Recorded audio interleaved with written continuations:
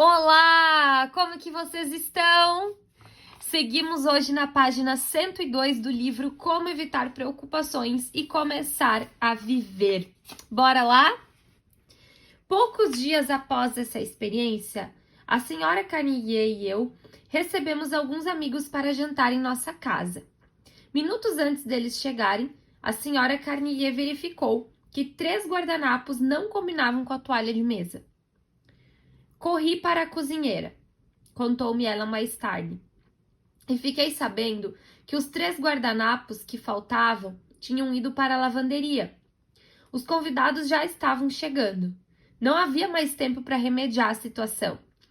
Tive vontade de romper em pranto. Tudo o que podia pensar era: por que esse engano estúpido tinha que estragar a minha noite? Depois pensei melhor. Mas por que deixar que estrague?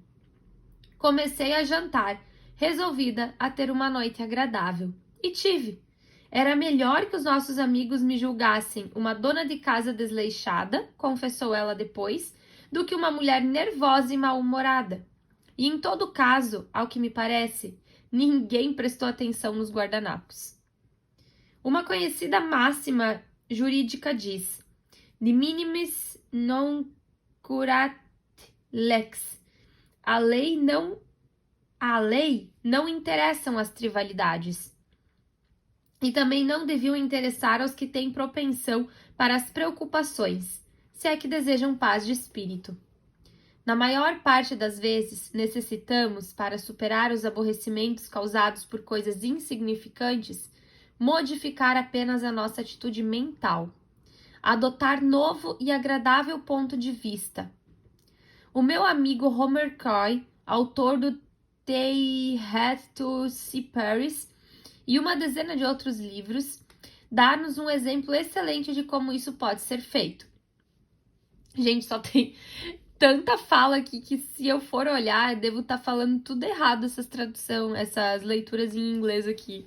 Mas tudo certo, a gente vai desconsiderar e segue o baile, tá? Ele costuma se sentar desesperado com o ruído. Ele costuma se sentir desesperado com o ruído dos radiadores de calefação, quando trabalhava na elaboração de um livro em seu apartamento de Nova York. O vapor dentro dos encanamentos chiava e fazia outros ruídos. E Homer Croy bufava de irritação, sentado à sua mesa. Certo dia, conta ele, fiz em companhia de amigos uma excursão ao campo, erguendo barracas em nosso acampamento. Ao ouvir os gravetos crepitarem na fogueira, pensei que se assemelhavam muito aos ruídos dos radiadores. Como é que eu podia gostar de um e odiar o outro? Quando voltei para casa, disse a mim mesmo: o crepitar dos gravetos na fogueira pareceu-me um som agradabilíssimo. E o ruído dos radiadores é quase a mesma coisa. Vou dormir e não me preocupar mais com ele. E assim fiz. Durante alguns dias, ainda notei o ruído dos radiadores, mas logo esqueci completamente. O mesmo acontece com muitas das pequenas coisas que nos aborrecem. Nós as odiamos e ficamos furiosos unicamente porque lhes enxergamos a importância. Disraeli disse: a vida é muito curta para sermos mesquinhos. Essas palavras afirmou André Maurois, numa colaboração para a revista This Week, me ajudaram a suportar muitas experiências desagradáveis. Deixamo-nos muitas vezes perturbar por coisas insignificantes que deveríamos desprezar e esquecer. Aqui estamos, nesse mundo, com apenas alguns decênios a mais para viver, e perdemos muitas horas insubstituíveis remoendo aborrecimentos que dentro de um ano, tanto nós como os demais já teremos esquecido. Não dediquemos a nossa vida a ações e sentimentos que valham a pena, a ideias elevadas, afeições reais e empreendimentos duradouros. A vida é muito curta para sermos mesquinhos. Ah, tá. Aqui tinha uma vírgula. Ele pede para que a gente não dedique a nossa vida, né, que a gente busque dedicar a nossa vida em ações e sentimentos que valham a pena. Aqui era não, vírgula. Dediquemos a nossa vida a ações e sentimentos que valham a pena. Isso. Daí as ideias elevadas, afeições reais e empreendimentos duradouros. A vida é muito curta para sermos mesquinhos. Até mesmo uma figura ilustre como Rudyard Kipling esquecia, às vezes, de que a vida é muito curta para sermos mesquinhos. O resultado? Ele e o cunhado empenharam-se no mais famoso debate judicial da história de Vermont. Uma batalha tão célebre que sobre ela até um livro foi escrito. Rudyard Kipling's Vermont's Feud. Eis como foi a história. Kipling casou-se com uma jovem de Vermont, Caroline Balestieri. Construiu uma casa encantadora em Brattleboro e foi morar nela, esperando passar lá o resto da vida. O cunhado, Betty Balestier, tornou-se um dos seus melhores amigos. Os dois trabalhavam e divertiam-se juntos. Um dia, Kipling comprou algumas terras de Balestier, ficando entendido que este poderia, todos os anos, cortar todo o feno que desejasse. Certa ocasião, porém, Balestier encontrou Kipling construindo canteiros de flores nesses campos de feno. Ficou furioso. Disse coisas duras ao amigo. Kipling retrucou da mesma maneira. A atmosfera sobre as verdes montanhas de Vermont tornou-se carregada, tempestuosa. Alguns dias depois, quando Kipling dava um passeio em sua bicicleta, o cunhado atravessou a estrada com um carroção puxado por 2 cavalos, forçando o poeta a deter-se. Kipling, o homem que escrevera "Se pudesse conservar-te calmo, enquanto todos ao teu redor estiverem exaltados e te acusarem", perdeu a cabeça e jurou que impetraria uma ordem de prisão contra Balestier. Seguiu-se um julgamento sensacional. Chegaram à cidade repórteres de grandes jornais. As notícias do processo repercutiram pelo mundo inteiro. Nada foi resolvido. Essa questão fez com que Kipling e a esposa abandonassem para sempre o lar que tinham construído nos Estados Unidos. Tanto aborrecimento e amargura por uma ninharia, um carregamento de feno. Péricles disse há 24 séculos: "Vamos, senhores, preocupamo-nos demasiado com ninharias. Preocupamo-nos, não resta dúvida." Eis uma das histórias mais interessantes contadas pelo Dr. Harry Emerson Fosdick, uma história referente às batalhas ganhas e perdidas por um gigante da floresta. Nas fraldas de Longs Peak, no Colorado, jazem as ruínas de uma árvore gigantesca. Os naturalistas dizem que deve ter cerca de 400 anos. Era apenas um arbusto quando Colombo desembarcou em São Salvador. Tinha a metade do tamanho a que chegou quando os peregrinos se estabeleceram em Plymouth. Durante o curso de sua longa vida, os raios golpearam-na 14 vezes, e as inumeráveis tempestades e avalanches de 4 séculos desabaram sobre ela. Sobreviveu a tudo. Um dia, porém, um exército de insetos a atacou, atirando-a finalmente por terra. Os insetos abriram caminho através do tronco e destruíram, aos poucos, com os seus débeis mas constantes ataques, o vigor profundo da árvore. Um gigante da floresta que o tempo não secou, os raios não destruíram, as tempestades não subjugaram. Caiu, afinal, diante de insetos tão insignificantes que um homem poderia esmagá-los entre as unhas. Acaso não nos assemelhamos a esse gigante da floresta? Não conseguimos sempre sobreviver, de algum modo, às raras tempestades, avalanches e raios que desabam sobre nós no curso da nossa vida, para permitir que o nosso coração se aflinja com os insetos das preocupações? Insetos insignificantes que podemos esmagar com as unhas? Eu viajava há alguns anos pelo Teton National Park em Wyoming, em companhia de Charles Seyfried, superintendente de rodovias daquele estado, e de alguns de seus amigos. Íamos todos visitar uma propriedade rural de John Rockefeller, situada nessa região. Mas o carro em que me encontrava tomou um caminho errado. Perdemos-nos todos e só chegamos ao nosso destino 1 hora depois de já terem entrado os outros carros. O Sr. Seyfried era quem tinha a chave do portão particular, de modo que nos esperou durante 1 hora, em meio ao calor de uma mata infestada de mosquitos. Estes eram tantos que teriam enlouquecido um santo, mas nada podiam contra Charles Seyfried. Enquanto nos esperava, cortou um galho de choupo e fez com ele um apito. Quando chegamos, estaria ele amaldiçoando os mosquitos? Não, estava tocando seu apito. Guardei esse apito como lembrança de um homem que sabia colocar em seus lugares o que era sem importância. Para acabar com o hábito da preocupação, antes que ele acabe conosco, eis o princípio 2.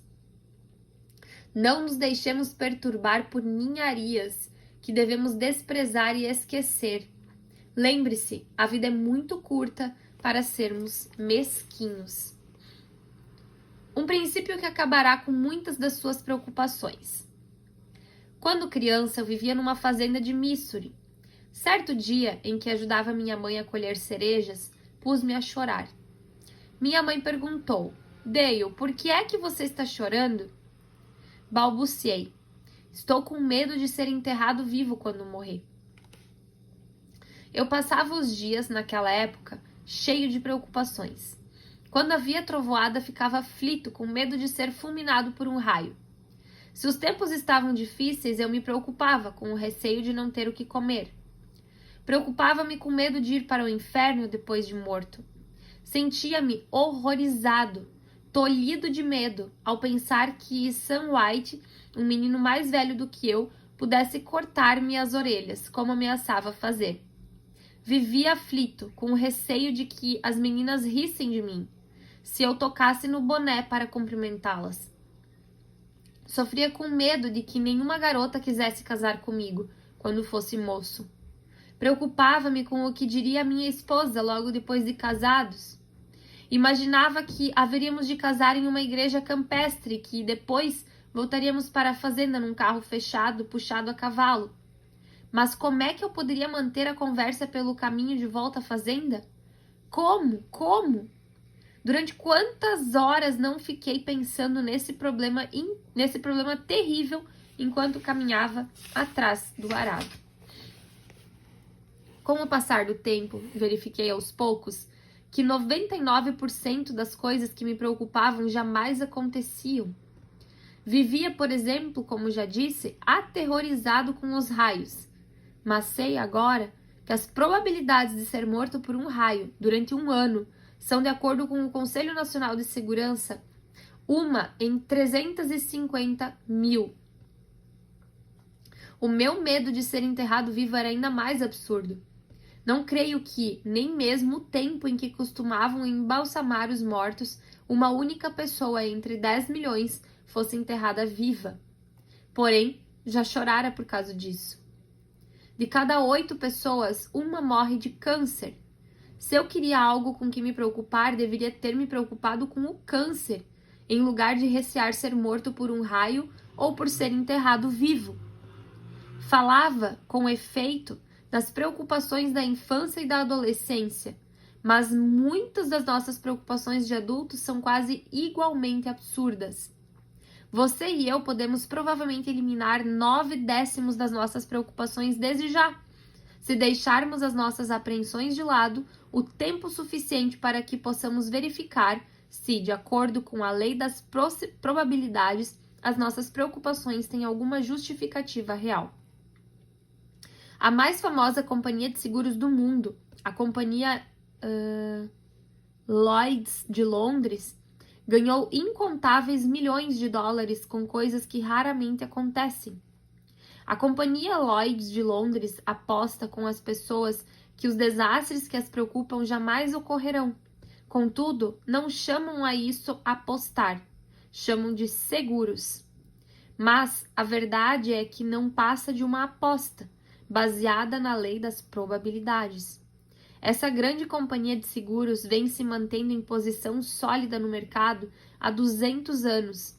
A não ser que a natureza humana se transforme, continuará forte por mais 50 séculos, fazendo seguros de sapatos, navios e lacres, contra desastres que, segundo a lei das probabilidades, não acontecem com tanta frequência como se imagina. Se examinarmos a lei das probabilidades, ficaremos constantemente perplexos diante dos fatos que descobriremos. Se eu soubesse, por exemplo, que durante os próximos 5 anos eu teria de participar de uma batalha tão sangrenta como a Batalha de Gettysburg, ficaria aterrorizado? Faria quantos seguros de vida pudesse. Prepararia o meu testamento e poria em ordem todos os meus assuntos terrenos. Diria: não viverei provavelmente até o fim da batalha, de modo que é melhor aproveitar o máximo aos poucos anos que me restam. Contudo, os fatos verdadeiros são que, de acordo com a lei das probabilidades, é tão perigoso e fatal viver em tempo de paz dos 50 aos 55 anos quanto foi participar da Batalha de Gettysburg. O que eu estou tentando dizer é o seguinte: em tempo de paz e numa proporção de 1000 pessoas, morrem tantas delas, com idade entre 50 e 55 anos, quantas as que foram mortas entre cada 1000 soldados dos 163 mil homens que lutaram em Gettysburg. Escrevi vários capítulos desse livro na casa de campo de James Simpson, em Nuntigar, às margens do Lago Bol, nas montanhas rochosas canadenses. Durante um verão em que lá estava, conheci o casal Herbert Salinger, residente em São Francisco, Califórnia. A senhora Salinger, mulher calma, de atitude serena, deu-me a impressão de que jamais tivera preocupações. Uma noite, diante da lareira crepidante, perguntei-lhe se fora alguma vez perturbada por preocupações. Perturbada? Exclamou ela.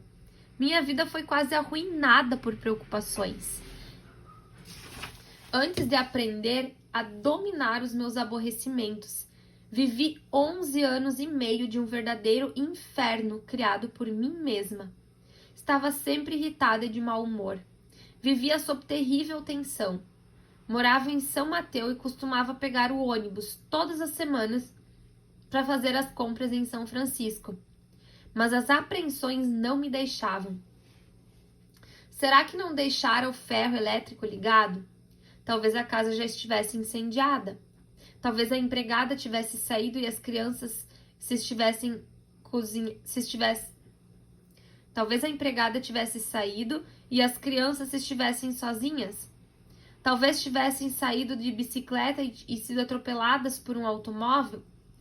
Preocupava-me tanto durante as minhas compras que acabava muitas vezes banhada em suor frio e tinha de correr para apanhar o ônibus de volta, a fim de verificar se tudo em casa estava em ordem.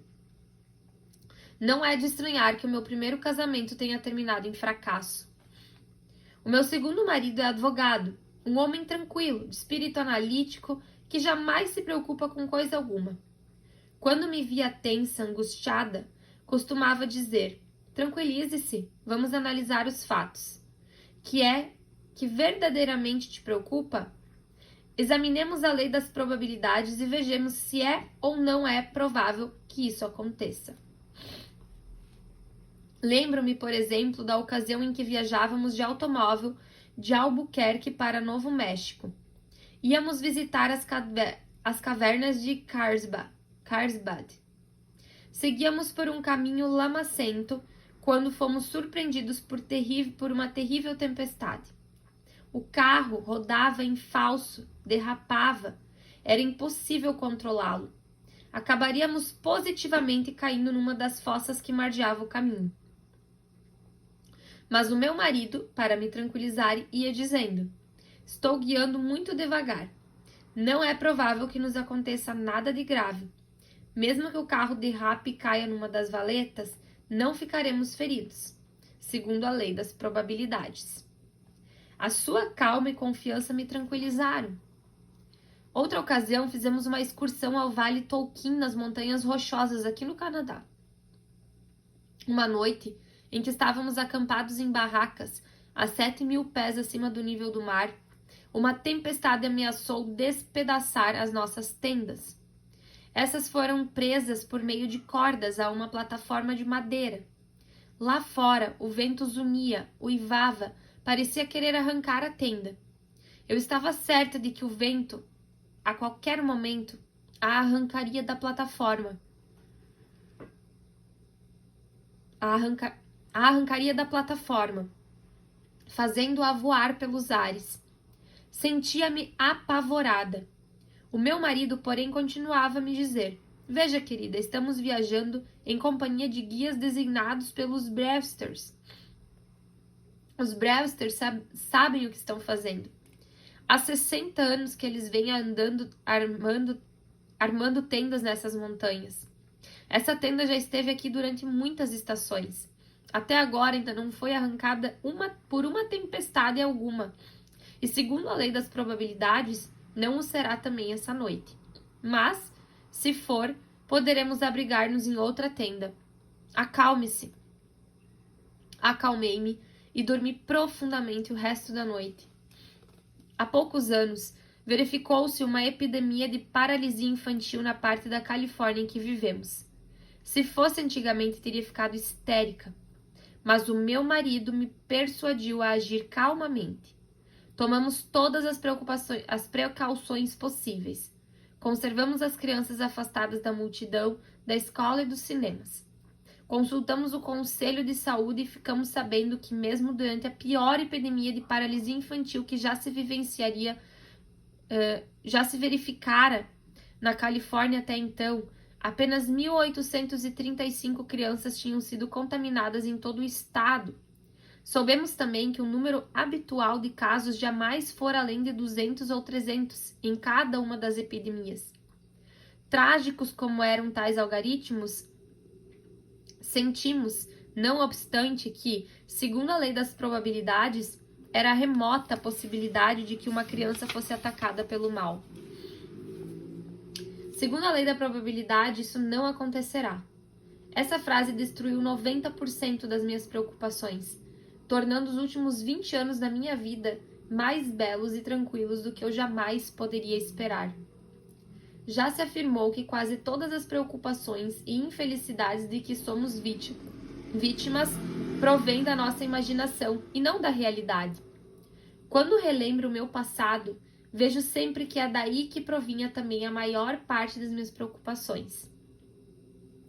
Jim Grant disse-me que isso também acontecia com ele. Jim Grant era proprietário da James Grant Distributing Company, Nova York. Ele encomendava de cada vez de 10 a 15 vagões de laranjas a grapefruit da Flórida. Confessou-me que antigamente costumava preocupar-se com pensamentos como esses. Que acontecerá se houver um desastre de trem? E se as minhas frutas se esparramarem todas pela estrada? E se uma ponte desabar no momento em que o trem estiver passando? As frutas naturalmente estavam asseguradas, mas ele tinha medo, se não as entregasse em tempo de revendedores, de perder o seu mercado. Preocupava-se tanto com isso que acabou receoso de que tivesse uma úlcera no estômago e foi procurar um médico. Esse, depois de examiná-lo, disse-lhe que não sofria de coisa alguma, mas que estava com os nervos abalados. Então comecei a ver as coisas claramente e pus-me a fazer perguntas a mim mesmo. Ouça aqui, Jim. Quantos vagões de frutas você já recebeu até hoje? A resposta foi cerca de 25.000. Perguntei-me então, e quantos desses vagões foram destruídos em desastres? E a resposta foi, talvez uns 5. Disse então a mim próprio, apenas 5 em 25.000? Você sabe o que isso significa? Uma média de 5.000 vagões contra 1. Em outras palavras, segundo a lei das probabilidades, baseada na experiência, há uma probabilidade, uma possibilidade contra 5.000 de que um dos seus vagões sofra qualquer acidente. Se é assim, por que há preocupação? Respondi a mim mesmo. Ora, pode desmoronar alguma ponte. Diante dessa resposta, perguntei-me, quantos vagões você verdadeiramente perdeu em pontes que ruíram? A resposta foi, nenhum. Então disse a mim mesmo, você é um idiota por estar se preocupando, com o perigo de adquirir uma úlcera no estômago, com pontes que jamais ruíram e desastres de estradas de ferro cuja probabilidade é de 1 contra 5.000. Depois de encarar a questão por um prisma, disse Jim Grant, compreendi que estivera agindo como bobo. Resolvi entregar todas as minhas preocupações à lei das probabilidades, e desde então jamais senti nenhum sinal de úlcera de estômago. E aqui ele vai começar o enredo de um outro case. Então, nós paramos hoje na página 113, de onde daremos continuidade na próxima leitura.